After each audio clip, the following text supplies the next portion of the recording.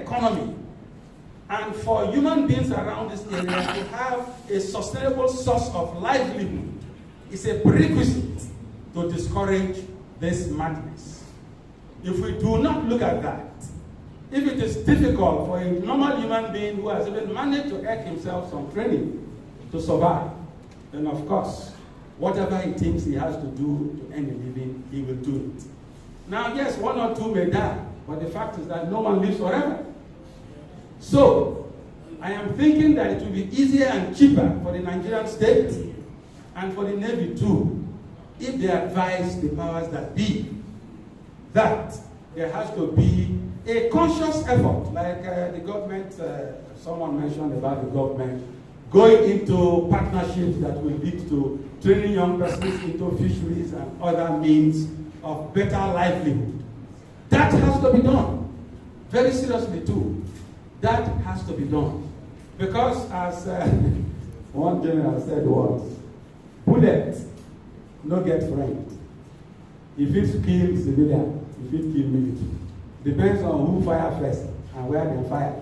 I mean, not so. It is. So, for the Navy and all the security agencies responsible for maritime security, beyond what we are doing, I am thinking that an easier way will be that preventive way, which is to make sure that the minds and the minds of the people around and means of livelihood are also rejigged in a manner that people are gainfully engaged, and then perhaps oil thievery becomes so unattractive that nobody will want to go into it.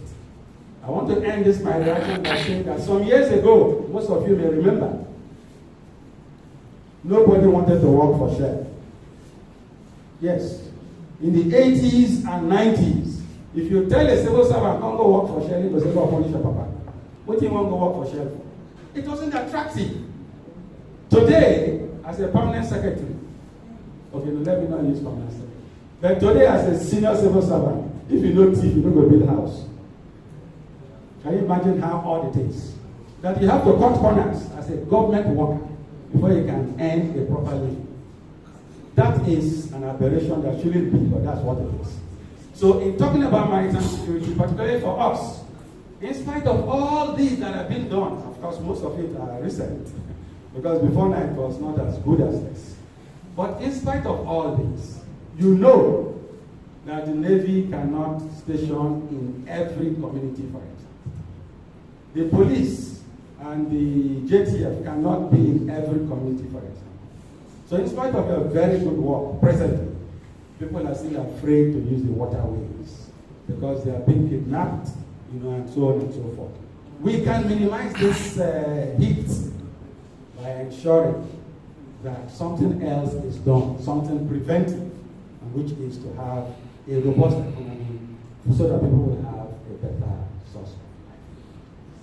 While I stop here, I would want to encourage all of us, those who have reactions to make, from the high table first, and then others in the audience to also pose questions and perhaps reactions so that our guest speaker may ultimately react to these reactions. Thank you.